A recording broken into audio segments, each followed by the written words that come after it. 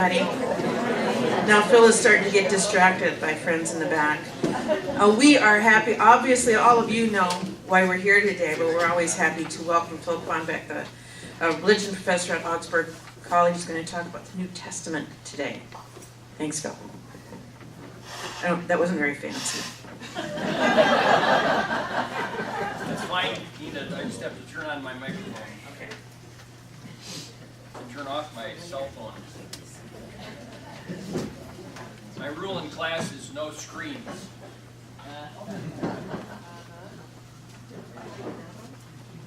This one, my screen is the only screen. Good morning. We have a little problem. We don't have a clicker. So the theme this week and next, Jason came to me as I'm going to, kinship, friendship, and strangers. We'll get back to that. If I can. John, you want to be my AV guy? I need a good family practice person. Let's get this. All right, the button is right here. Can you barely see it? Pastor Jason came to me last fall asking, how does Jesus do evangelism? We can advance it now. And I thought about it and I said, I don't think he does. At least in the sense that we understand it. Jesus preaches the kingdom of God, he attracts crowds, and then he calls followers. And I'm not sure if that's quite evangelism. So he didn't in our sense, and I'm going to ask you, when I say the word evangelism, I'm going to test you a little bit. What kinds of things come to your mind? Door knocking, which we all love to do. And who does door knocking for religious reasons in your neighborhood? Jehovah's Witnesses. They're checking out your house, actually. No, seriously, because they know when the end comes, you'll be gone. And no, I'm not joking. I am not joking. And they're going to see what places they want to live in.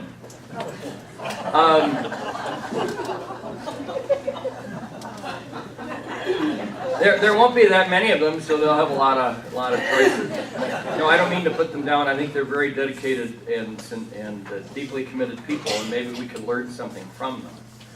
So maybe Luke's gospel is an example how early followers of Jesus pursued evangelism.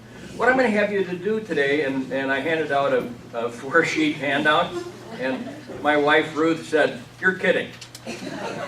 4 pages. But what I want to do is see how might the first followers of Jesus in the Roman and Greek cities of the late 1st century have heard, and why would this message be attractive to them? Okay, that's a stretch, but imagine you're a Roman and you're eating lentils all day. And life is difficult. It's not cushy, it's not fancy, and it's day-to-day survival. Okay, John, we can advance. So what in Luke would speak to an audience of mostly non-Jews, namely Gentiles. That's mostly you and me, right? We're a mostly Gentile audience here. Even Swedes are Gentiles. Living in Greco-Roman cities like Ephesus or Rome. What was the appeal? And I'm going to emphasize the appeal of the good news. There was something that drew people in, that made it attractive. So why was the good news good news? I once said to a colleague, good news is like when you get accepted to graduate school and you get money. Because what does that do? It frees you up and changes your life. I mean, that's what the good news, it's good news. It's not just good news, it changes your life. Okay. So when you think of evangelism, what comes to mind? We were thinking of door knocking. I'm going to run through some American stereotypes of evangelism here. In part, this might annoy some people, so I apologize if some of this walks the line. The buses will wait. Okay, who's associated with that famous line? Billy Graham. Anybody here ever been to a Billy Graham rally? Yeah, I have too. It was at the Minnesota State Fairgrounds years ago. George Beverly Shea, Cliff Barrows, right? The Crusade Choir. And what came at the very end? The invitation to the altar call. And don't worry, they sang Just As I Am, and people came down, and the announcement was, don't worry, the buses will wait. I was in grade school, I got up to go, and my parents held me back. They said, we don't do that kind of thing, we're Lutheran. But we did know all the songs, and remember, that was part of the late 50s, early 60s culture. I mean, I was part of that too. I think Billy Graham did a lot of good. His son, no, to be perfectly honest, except for Samaritan's Purse, which does a lot of good. But I think I won't go into that. Ruth ran into Billy Graham in an elevator at Mayo and gave him some advice on how to preach. No.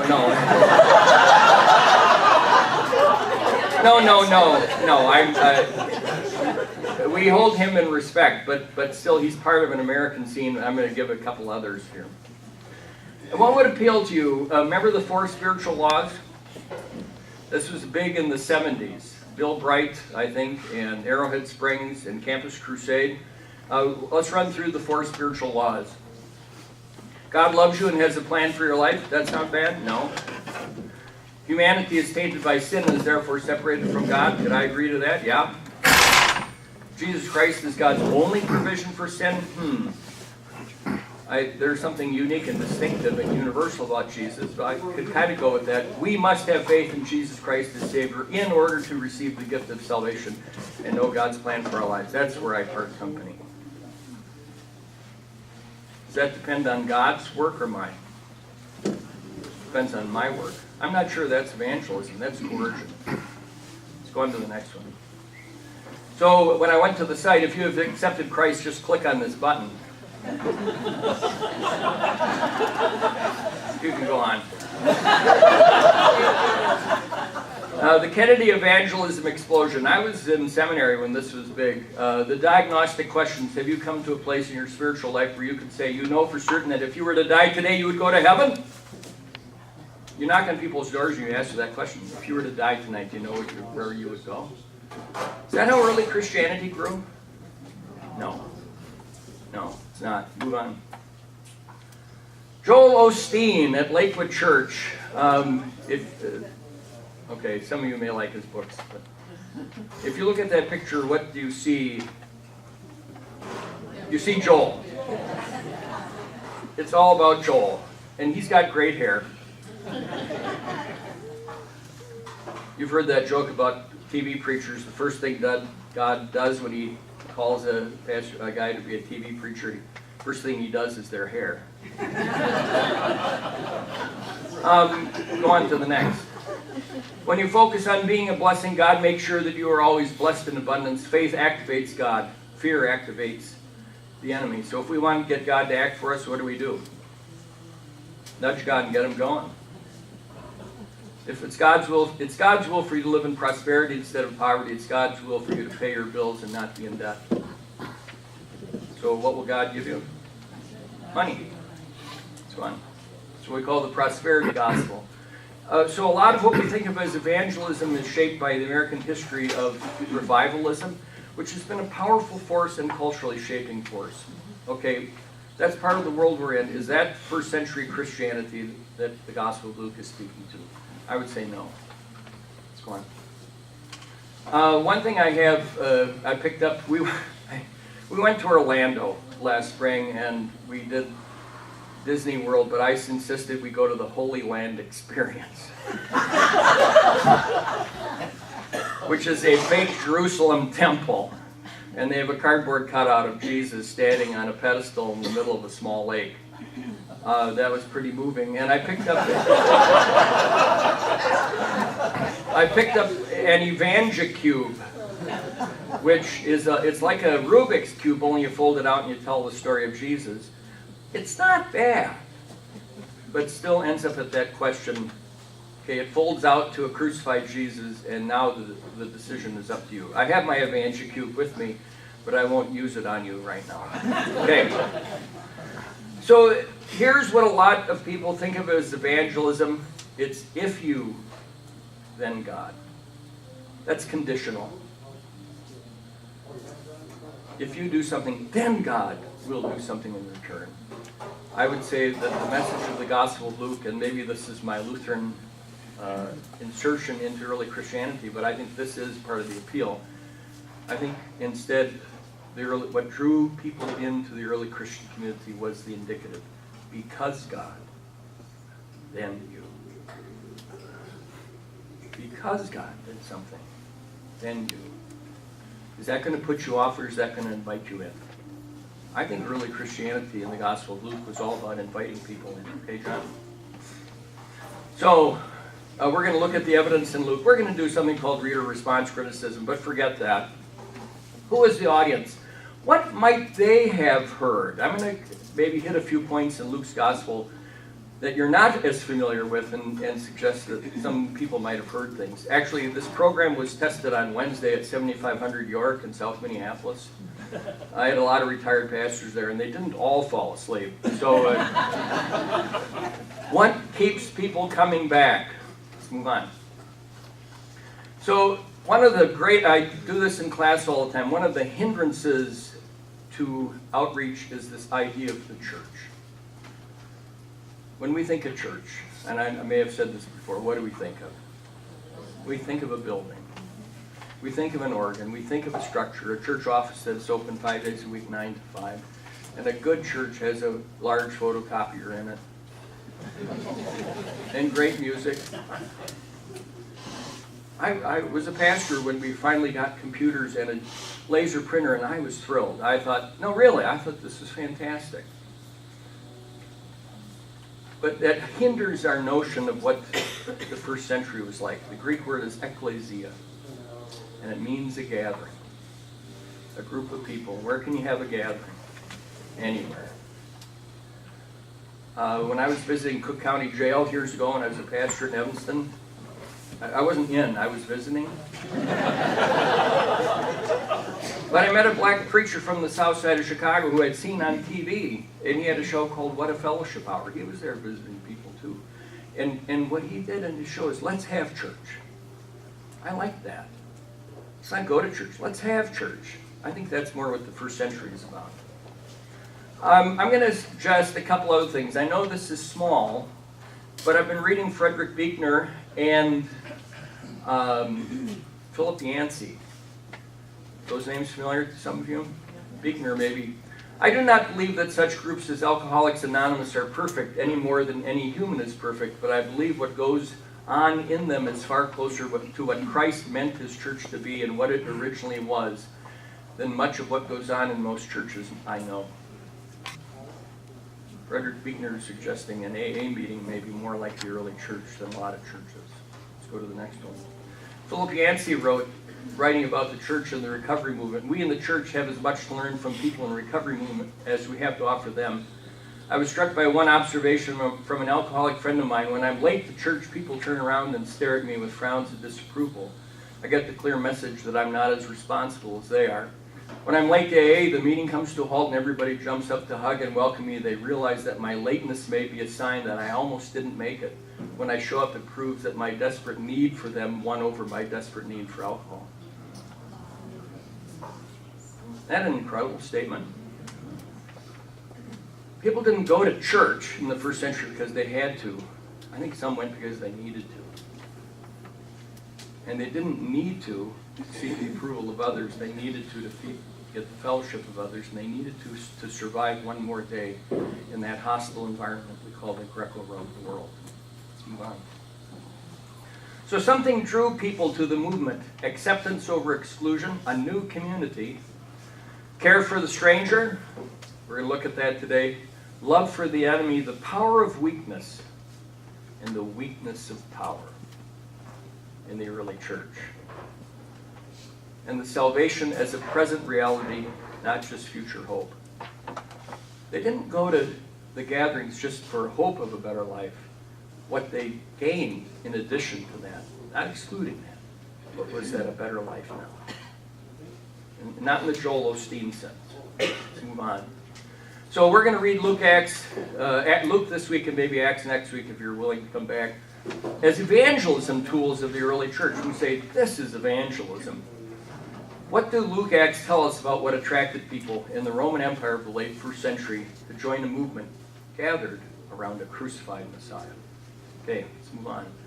Okay, the odd thing about this movement is that it's grew. This astonishes me when you figure how many followers of Jesus were there. It's weird. Jeanette, first of all, I want to give Jeanette a shout out here. Those of you who are in church heard her children's sermon. She is right on every single time. I thank her. You know, Jason can be off and, you know. Pastor Vern may miss the mark on occasion, but Jeanette is always on target. So this is one estimate. Maybe around the year 40, there were 1,000 Christians. I mean, this is a guess. But imagine 3.5% growth a year, which is a pretty good return. About 100, you have 7,500 Christians. 200 AD, 210,000 Christians. 312, which is a pivotal year. That's the year we associate with Constantine, kind of raising Christianity's profile in the empire, we're on the other side of that great divide, and that has changed our lives for good and for bad. And 312 AD, 9 million Christians, roughly close to 30% of the Roman Empire. Can you imagine the growth here? How many Christians of all types in the world today? Or 2010? 2.2 billion. So just how do you get from nothing to something? How do you get from rural leader to massive urban environment? So on. And this is just a shot of Christianity grew as an urban movement, and this is just a picture of cities over 30,000 in the Roman Empire in the late 1st, beginning of the 2nd century. They're concentrated in the east. You'll see places like Corinth and Thessalonica, Caesarea Maritima, Alexandria, Rome. I mean, you've heard of those before. Ephesus. Let's move on. So the context in which people were living was urbanization, leaving the countryside for the cities. That sound familiar? I mean, my family all went to farming in North Dakota and Minnesota, and now I think very few are left as farmers, and most are urban dwellers and professionals of various sorts. Social dislocation came with that. Mobility, that is, people could move throughout the empire, and immobility, you couldn't raise yourself in terms of social status. There's a breakdown of the social glue. You've heard that before, right? What holds us together? Ethnic identity, pieties of various sorts. What if that all starts falling apart? Economic inequality, hardship, poverty, slavery, and honor-shame society, where the goal was to increase your honor and decrease your shame, and every day was a competition. And a society, stratified society of patrons and benefactors on the top, and clients, dependents. Your identity was tied to who you were linked to. We often do that with our work, right? You gain status by who you work for. IBM, Mayo, as opposed to the garbage man, which is an okay company. But notice people say, I belong to this organization. My daughter works for Cargill. So we use that in some way. Okay, let's move on. So I'm going to ask you to reconsider some things, and I'm going to use the word fictive kinship. And I think one of the dramatic changes in the world of early Christianity was when they started calling each other brother and sister.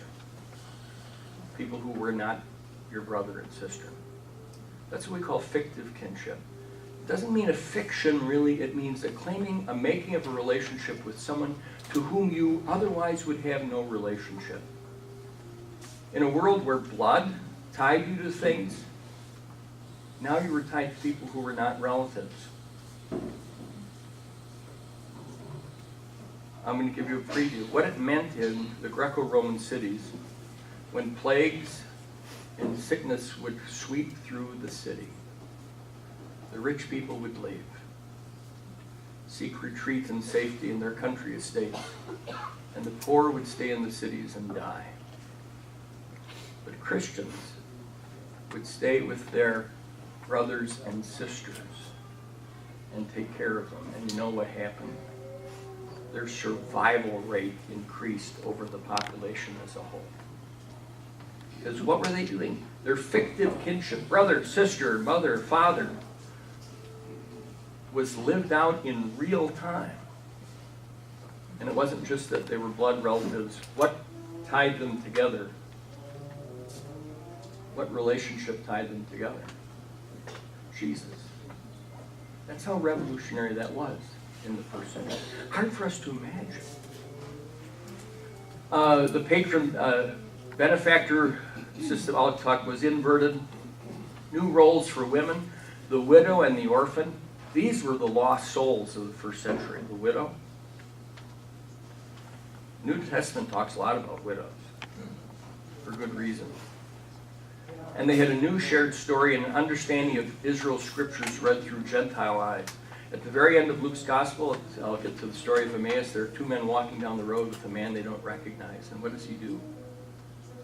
He opens up the scriptures to them. It's the resurrected Jesus. But this is what the early church is going to experience. They're Gentiles. Israel's scriptures are not part of their story.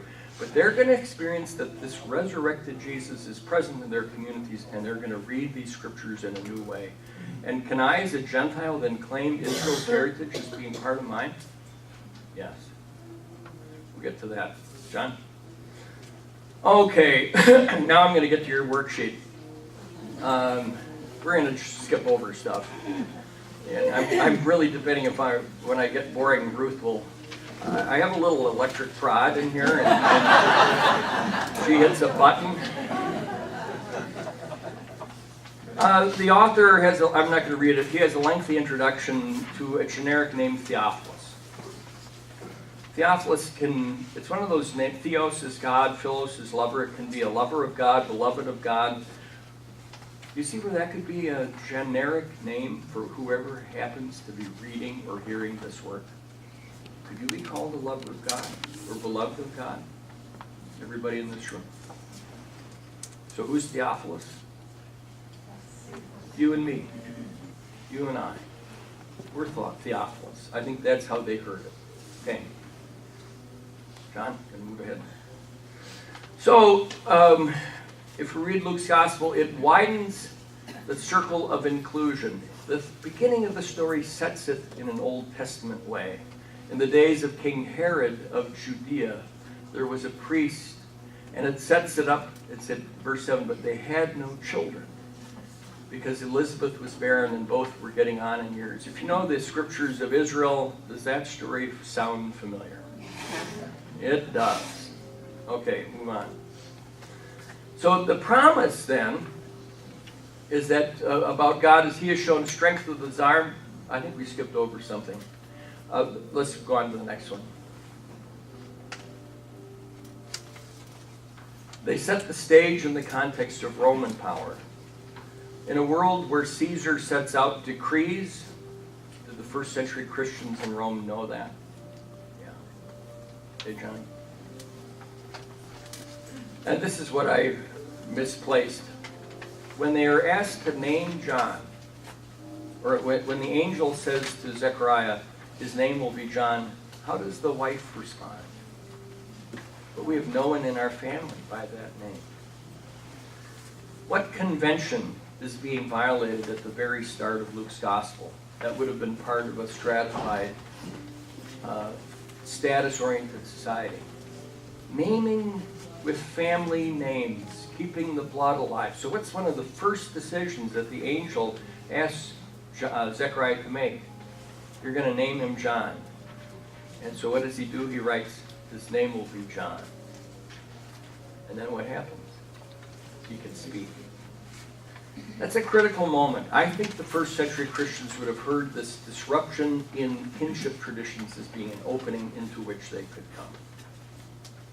come. And notice he's never, John, we won't get into the complexities, he's never called John, son of Zechariah, or John of Bethlehem, or John. What's he called? So he's known by, I'm not going to go there.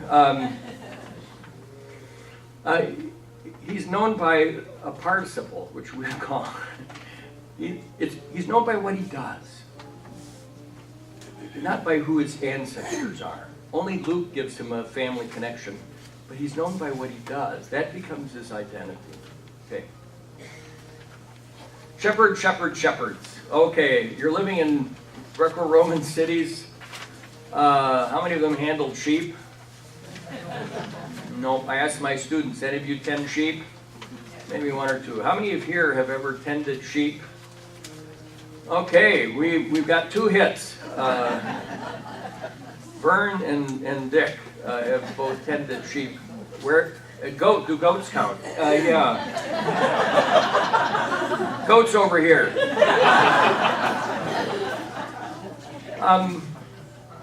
Notice how sheep become, what do they become representative of? Us. But they also are representative of an idyllic rural situation, which is written about in Latin poetry. Even students today know sheep, but they just don't know much about them. It's become more a motif than a reality.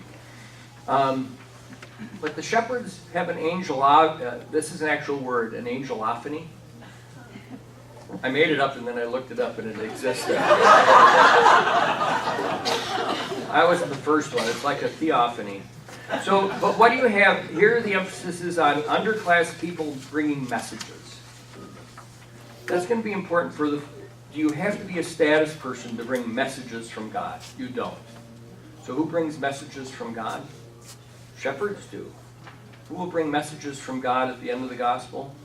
Women will. So your messengers are going to be from unlikely places. Let's move on.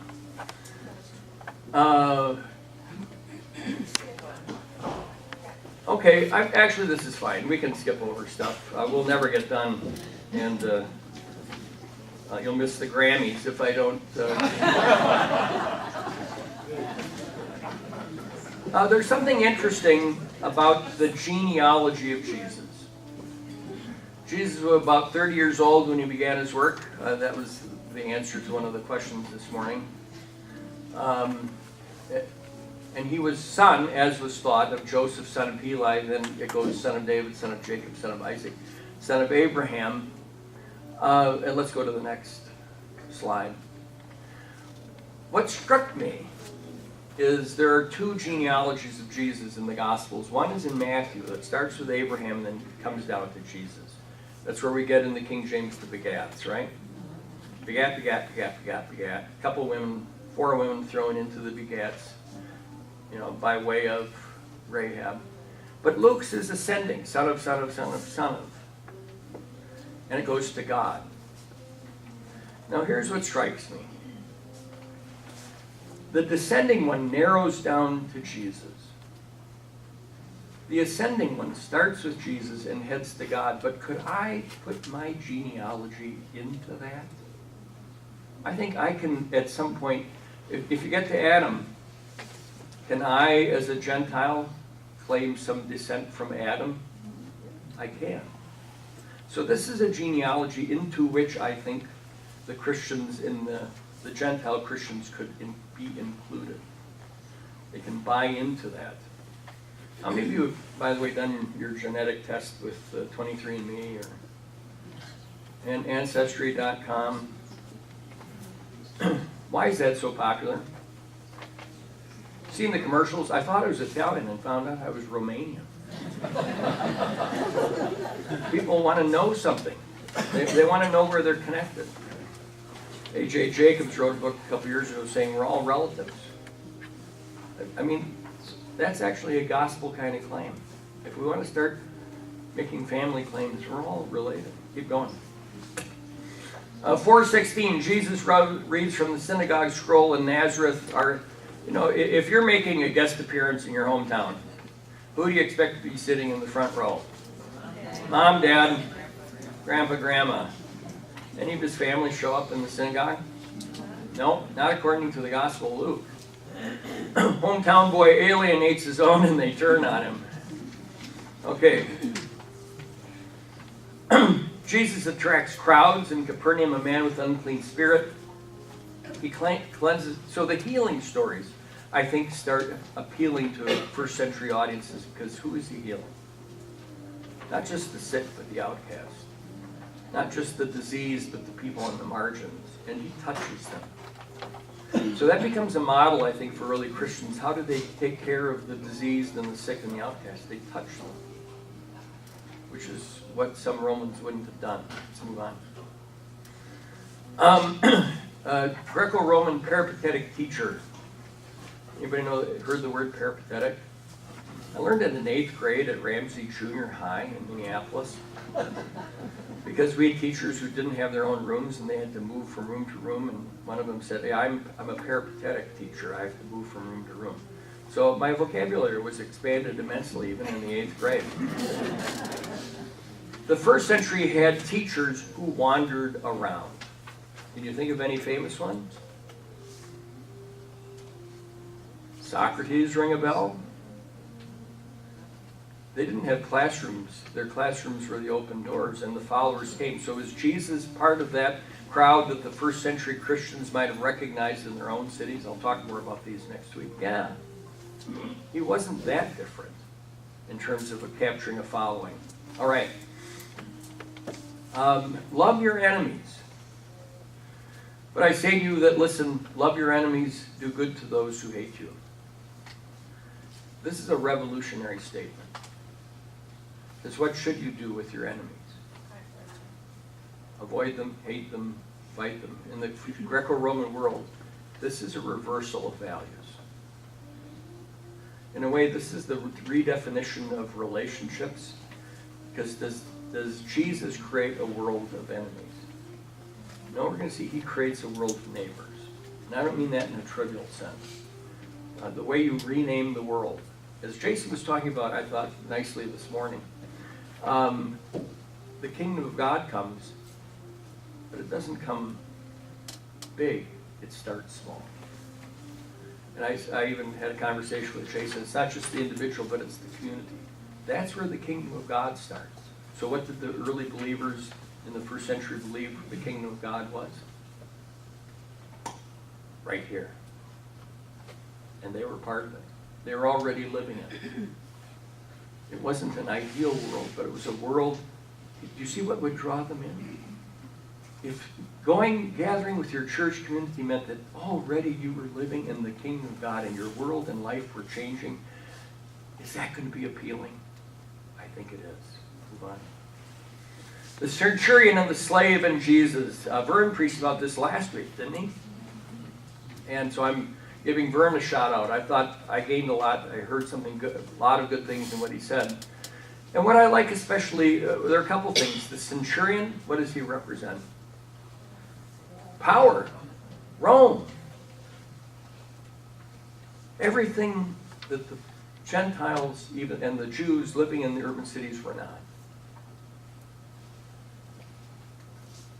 Do Jesus and the centurion ever meet face to face? No. I think this is a critical thing for the early church. Do you have to meet Jesus face to face, or can you rely on intermediaries to bring you the message? What's Jesus' connection with the centurion here? It's the servant who carries the message back and forth. Expand that. Who are the servants now who carry the gospel back and forth? The servants bring you the message, and you can trust them, even though you haven't met Jesus face to face. So we have a bunch of social categories that are come alive here. The Jew and the Gentile, the slave and the freed persons. And the Roman centurion is what we call a benefactor. He has, what has he done? Built a synagogue. That represents an attraction, too, in the Roman world, that there were Gentiles, Romans, who were attracted to Judaism and monotheism. Because what were the religions of the Roman world were polytheistic.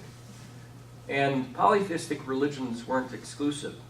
You add them on. It's like buying another Lego set. You know, you can start building your castle and you just buy more and you keep building your castle. So what did monotheism mean? It was the attraction of something. You go from the complexity and the multiplicity to the singularity. And there were Romans who were attracted to that. And they were part of the Christian movement. They called them God-fearers. And they were attracted into. Maybe that's who Luke is speaking to here as well. Okay, John? Women accompany Jesus, and the point I want to make here is they are not relatives. they're somebody's wives or somebody's widows. And this is violating social boundaries in a big way. The world of Jesus, and this would have brought change in the first century urban experience, a new place for women and widows, and you can have relationships, friendships with women who are not your relatives. And it even says they are benefactors, benefactresses. They support the enterprise. So are women, and this will come out in 1 Corinthians 2, are women important to the growth of this movement? Yeah, I think it's buried in there, but it's there. Would the first century audience, especially the women, have heard that? Yeah, we've got a place here. Let's move on. Okay, here's one of the most radical statements in the Gospels that I think would have been heard in a complex way by the first believers. Then his mother and his brothers came to him, but they could not reach him because of the crowd, and he was told, "Your mother and your brothers are standing outside wanting to see you." But he said to them, "My mother and my brothers are those who hear the word of God and do it." So how would the Lucan audience have heard that? My mother and my brothers are those who hear the word of God and do it. What would the audience have responded as? I can be part of this. I can be a brother, sister in this movement. Because I've heard the word of God. It has done things for me, and I'm doing things with it. This isn't meant to tear families apart, but you see where it would speak to the social dislocation, the dissolution, the breakdown of relationships. And now you have a family because you hear the word of God. Okay, John? 9:59, first I must bury my father. This is another hugely revolutionary. What commandment would this be in accordance with? Honor your father and your mother. Guy comes to Jesus, I want to follow you, but I got to bury my dad. Okay, why don't you catch up with us next week? We're going to be heading toward Galilee, and you'll find out where we are. Is that what Jesus does? In a way, it's a statement of priority. The choice often in kinship is, who are we, or where did we come from? I think the statement for the Jesus movement is, who are we is defined by where are we going. And sometimes you have to leave, this is dramatic, but sometimes you have to leave things behind in order to go on to something new. And so the emphasis here is on, where are you going? What role does Jesus play in reshaping your values? I think it's meant to shock. And it does. And I don't have a simple answer because I think it's a shocking statement. But it does say something about what following means. Okay, John? Father, hallowed be your name. Remember the genealogy in Luke? Pardon me. Son of, son of, son of, son of. Son of Adam, son of God. Did Jews call God Father? No. What does Jesus call God? Father. What does Jesus invite his followers to do? Same thing. I think this is really a powerful statement about how one can approach God. The poor slave living on the margins of Greco-Roman society, or the wealthy aristocrat sitting at the top of Greco-Roman society who are followers, what can they both do? Call God Father. Think of what a powerful unifying statement that is. Here, Jesus says, do what I do. Various women rejected by age and illness. A woman with a hemorrhage for 12 years touches Jesus. A woman crippled for 18 years seeks help. I think it's interesting the years are put in here. Is age going to exclude people from the Jesus movement? Women with their health problems. We get the menopause magazine at home. I read it cover to cover. It's a journal. It's a journal. There's no advertising in it. And I've said to Ruth, I appreciate now how poorly issues of women's health have been treated even in our time. Even in our time. And so what's being addressed here? Maybe from our perspective we see women and health issues are part of what Jesus addresses. What can early Christians do as well? Show compassion. Okay. Dinners. Okay, what's one of the rules? You're invited over to somebody's house for dinner. What do? Invite them back. And bring a bottle of wine. Yep. You never go empty-handed. And of course, if you see somebody after you've been to their house and you're a Norwegian in Minnesota, what do you say? Takk for sist. Have you heard that one? Takk for sist. Thanks for the last time. The rules of hospitality are pretty pronounced. You owe people. We call it social obligations. He said to them, one who invited him, when you give a luncheon or a dinner, do not invite your friends or your brothers or your relatives or your rich neighbors, in case they invite you in return. And you would be repaid. But when you give a banquet, invite the poor, the crippled, the lame, the blind, and you will be blessed because they cannot repay you. For you will be repaid in the resurrection of the righteous. Can you imagine how revolutionary a statement this is in a world that is all about social obligation? The first century Roman world, not to mention our own. Don't expect payback. Give without compensation. The Greeks even have a word. You give a gift, which is a doron, and then there's a return gift, the antidoron, the return gift. And what is this about? It's just about giving. It's not about getting. And when you see the poor, the lame, and you hear the early Christians, who are they thinking of? Describing them. Parables of lost and found, a shepherd, always shepherds, and a woman and her dowry, and the case of the wasteful sons disrupting family relationships. That's such a familiar story. I won't go through it now, but it's often misheard. That family is a mess. And you have the son who gets without what he doesn't deserve, and the son who thinks he deserved more than he got. Let's move on. Rich people and poor people, widows, cracks in the social cohesion, power redefined. Luke has a bunch of stories, parables, Lazarus and Dives. Everybody remember the stories being called Lazarus and Dives?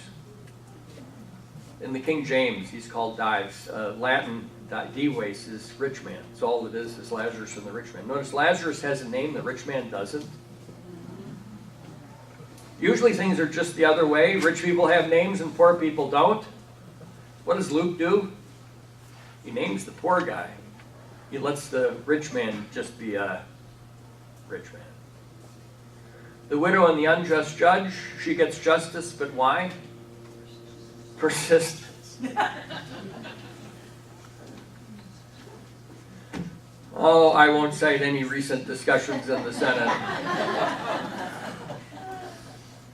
But the widow is bereft in society and the powerless. So and it's compared to prayer, but here's a woman who reverses the power structure in whatever means. She finds justice, whatever the motivation, she gets it. Jesus and Zacchaeus, I ask my students if they know the song, they don't. Yeah, okay. Part of my point here is I teach at Augsburg College, and we get a wide range of students. And you know what they don't know? The Bible. And that means I think we're living on an edge in American Christianity where we have a generation, mine included, that doesn't know the story. Whatever, there are some things they should just know. And so I think sometimes evangelism isn't about, big decisive moments at Billy Graham rallies, but it's about sharing stories. The widow's offering, right? She gives, the poor often give more than the rich. Have you heard that statistic, percentage-wise? The poor give more than the rich do. Let's move on. And here is a striking moment that might have been heard in the first century urban audiences. Then Peter said, "Look, we have left our homes and followed you."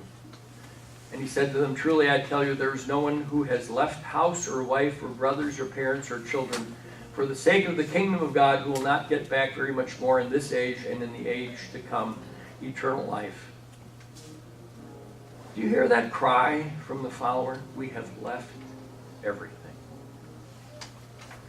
I'm not saying that that's what we should do, but that might have been heard in the first century audiences who, let's say you leave the world of social cohesion where you make a sacrifice to Artemis one day and throw in a little incense to the emperor, and that's just what you do. And all of a sudden you have a life that says, you know what, that's all misdirected. That's false. And that means because of your changing commitments, you have to make a change. Conversion was a big deal. Switching religions. If you reject one world, and this comes out in the letters of Paul, when people say, "Can I eat meat offered to idols?" That's not a question you and I worry about a lot. In the first century you did, because that's all the meat you had. So what does it mean if all of a sudden I've left everything, or what if everything has left me? I think this would resonate in that world. Let's move on. More about suppers and meals. When the hour came, he took his place at the table and the apostles with him, and he said, "I have eagerly desired to eat this Passover with you before I suffer, for I tell you, I will not eat it again until it is fulfilled in the kingdom of God." He took a cup, and after giving thanks, he said, "Take this and divide it among yourselves. For I tell you that from now on I will not drink of the fruit of the vine until the kingdom of God comes." Then he took a loaf of bread, and when he had given thanks, he broke it and gave it to them, saying, "This is my body given for you." And when these little gatherings of people in the urban centers of the Roman Empire would gather for a meal, and what would they do? Take a cup. Take the bread. And what could they all say to the next as they gave him the bread? "This is my body given for you." And at the end of the Gospel of Luke, there's another meal where they see him in the breaking of the bread. And here I think the early believers, and hopefully we too, can say, "I'm there. That speaks to me." I may not meet Jesus face to face, but I can receive the bread face to face. I think this is part of the picture of the meal that invites people in. You notice you have to show up at the pastor's house to make your confession the day before in order to receive the bread and wine. I'm sorry. Are there any preconditions here? No. You're invited. Who gets invited to the table, according to Luke? Everybody. Let's move on. Mourners and wailing women on the way to the crucifixion. There are professional mourners in the ancient world, and even in some cultures today. People who can cry aloud. But what I think is distinctive here is Jesus doesn't just walk by the mourners. What does he do? He talks to them. And I think that is a significant move. It's to move from one male status to what would be a lower female status. It's to move from one who is about to suffer to those who are maybe paid to. We don't know what their motivation is. But he warns them, and he still gives them a blessing. It's an odd blessing. but maybe to the early Christians, it spoke to the disruption going on in their world. Paul will talk about this too. Get married if you have to, but given what's going to happen, better if you don't. Keep going. The burial party. It's the day of preparation. The Sabbath was beginning. The women who had come with him from Galilee followed, and they saw the tomb and his body was laid. Proper burial was a huge issue for the ancient world. There are stories of improper burials. Anybody read the play Antigone? Polynices, her brother, is just kind of left to rot on the ground, and she pursues to give him a proper burial. The book of Tobit, which is an apocryphal book. Tobit is a character who goes around and gives proper burial to people. In the Greco-Roman cities, there were burial societies where you could be part of it and sure your body would be taken care of when you died. Do we have those today? Well, we have pre-planning, yeah. But they're a burial society. In a way, the church is a burial society, isn't it? We are. There's the cremation society. But I mean, part of our, I'm not trying to be dark here, but what do we do with people in this congregation who die? We see to it that they're given proper burial. And those of us who are pastors, we got lots of calls to people who had no church connection. And sometimes our job was to see that they got a proper burial. I think that's an important part of social cohesion that meant a huge amount to early Christians to get a proper burial. There's an ancient, or a myth, it's in different cultures, the myth of the Grateful Dead, and I don't mean Jerry Garcia, but maybe that's where the group got its name. The passerby who sees a body that's not properly buried and then sees that it's covered with earth, and then there's some kind of mystical benefit that the Grateful Dead, now who are properly laid to rest, bestow upon the stranger who did the good thing. And they toured for years and years and brought us ice cream. But I think the women are an important part of the burial process, and think what an affirmation that would be for them to hear this in the gospel in the first century. Moreover, the women of our group astounded us. I think that's the important thing there.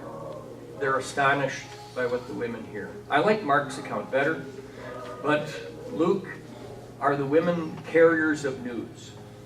They are. Like the slave who is a carrier of news, like the shepherd who is a carrier of news. Are there different people from different social statuses who bring good news? Yes. Will that be the experience of the early Christian community? I think so. Almost done here. Let's go on to the next. All can now have the scriptures opened. Then beginning with Moses, as the men walked with this shrouded figure on the road to Emmaus, the beginning with Moses and all the prophets, he interpreted to them things about himself in all the scriptures. You notice that the message here is that the resurrected Jesus opens up the scriptures of Israel in a way they have never been read before. So can one group say we've got the right reading and you guys can join in? The resurrected Jesus means everybody now is open to a new reading of Israel's scriptures. Jew and Gentile can claim these scriptures. At least that's how I think Luke's audience might have heard it. As they came near the village to which they were going, he walked ahead as if he was going on, but they urged him, "Stay with us, it is almost evening." I put that in here. Have you heard that wonderful piece of music? St. Olaf usually sings it as their second to the last piece. Were not our hearts burning within us while he was walking on the road? I think that invitation to the early church, can our hearts burn within us? I would say yes. Is that still a possibility? I would say yes. Is that invitational in terms of inviting people into a new community, which is a nudging little beginning of the kingdom of God? I would say yes. I think there's one more. Then you open their minds. The Messiah is to suffer, to rise from the dead. And you are witnesses of these things. Is it just said, is that you are? Notice I said, because God, you are. Because God, you can. Because God, Jesus raised from the dead. You are witnesses. I think that's the evangelism of Luke's gospel. And this will pick up in Acts. But what does he do? What's the invitation here? You are witnesses. No ifs, ands, or buts. You are. Now, a witness, the Greek word is martyr. And when we hear that word, what do we think of? People who die for a cause. That's not the only meaning here. It's a legal term, someone who testifies, someone who speaks the truth. And so here's the invitation for everybody in that early Christian community, in these small, struggling pockets of the kingdom of God in Greco-Roman cities, that even they can now be witnesses. I think that's what evangelism is in Luke's gospel. Is there any more? I think that might be the last one. Oh wait, the ascension. He left them as far as Bethany, and lifting up his hands, he blessed them. And as he withdrew, he was carried up into heaven, and they worshipped him and returned to Jerusalem with great joy. And they were continually in the temple praising God. We'll be in Jerusalem in early June, and there is a place where they take you on the Mount of Olives where Jesus took off. There's a webcam on that site, because if that's where Jesus took off, that's where he'll come back. And so you can watch the web and see if Jesus is back.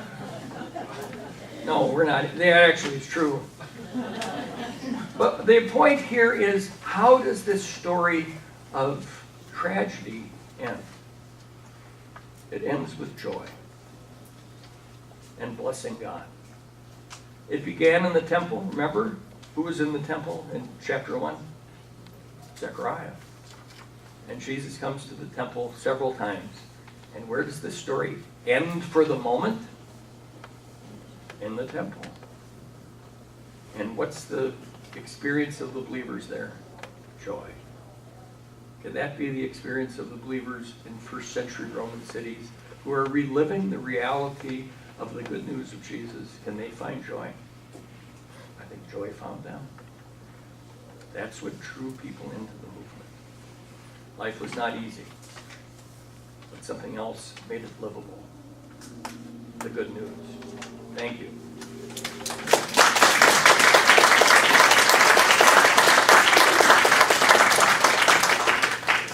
We'll have to save our questions till next week.